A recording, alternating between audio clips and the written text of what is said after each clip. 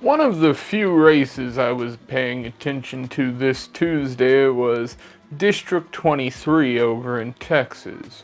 This being the race that Brandon Herrera was involved in.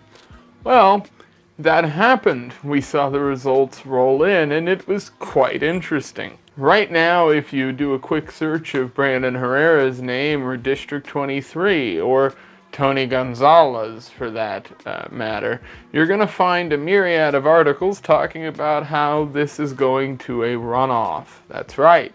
Brandon Herrera garnered enough votes, and some of the other people as well garnered enough votes, that Tony Gonzales got 45%, and you need over 50% to win. And so there is now going to be a runoff election. Now I want to talk sort of briefly about why I think this is really important from a political angle for the future.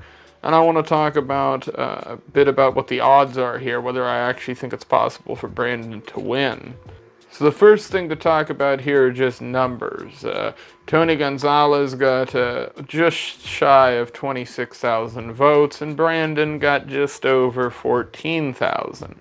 And that's really only about a 12,000 vote difference. It's really not that much, especially when you take into account that the other three Republicans on the ballot all ate up decent portions of votes. Julie Clark with just shy of 8,000, Frank Lopez Jr. with over 6,000, and Victor Villa with over 3,000. So all of these people contributed to the total spread, and I'm not sure exactly who's going to be involved in the runoff, but the two people we really care about here are Tony Gonzales and Brandon Herrera. And so the real question for whether Brandon can win is whether those votes for the other three candidates that I just listed there jump over to Brandon or Tony. There's a big reason here why I think they're more likely to jump to Brandon, and this has to do with the reason why people don't like Tony Gonzales in the first place. The man is a rhino. Republican in name only.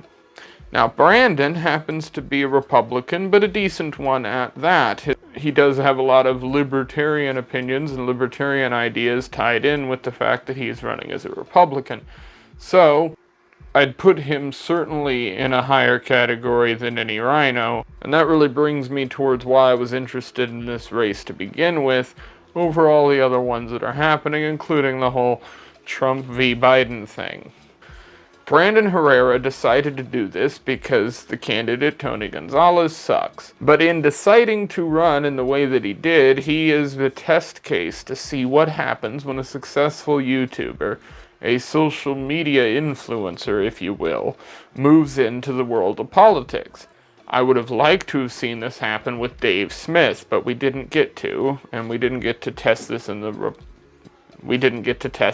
libertarian field. So Brandon Herrera is testing this on a smaller scale in the Republican field, with a much more obtainable position, one that I think he actually has a chance of winning here. Let me be clear.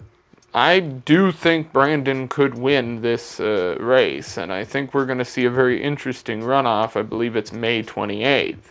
A few people on Twitter pointed this out, and I think rightly so, that the right-wing media machine, and really the entire media machine, is going to be completely decimating Brandon in the mainstream here up until this runoff, frankly, because the Republicans like rhinos, and that's an unfortunate case of where the Republican Party has gone recently, and really has been for a very long time.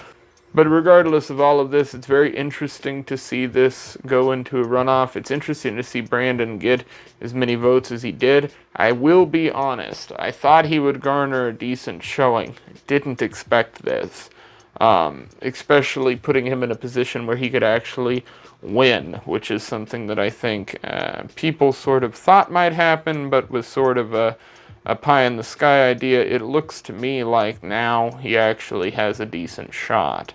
So it'll be interesting to see how everything plays out, and I'll be sure to update people as time goes on here, maybe covering some of the news stories that come out from this whole election process. If you guys enjoyed, subscribe to the channel. We're on the road to 500 and getting there slowly but surely.